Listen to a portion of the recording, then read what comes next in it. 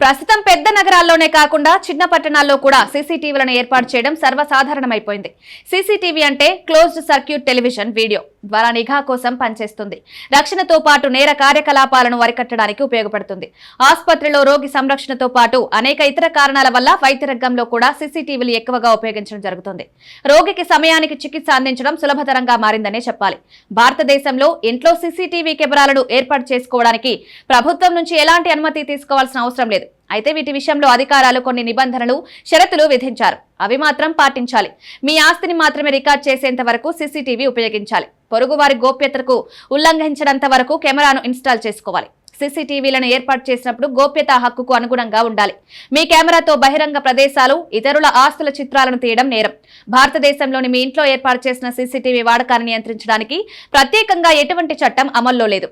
ఇంట్లో సీసీటీవీ కెమెరాను ఏర్పాటు చేసుకుంటే మీ ఇంటికి వచ్చే వ్యక్తులకు, ముఖ్యంగా ఇంటి పని చేసే వారికి ఖచ్చితంగా సమాచారం ఇవ్వాలి.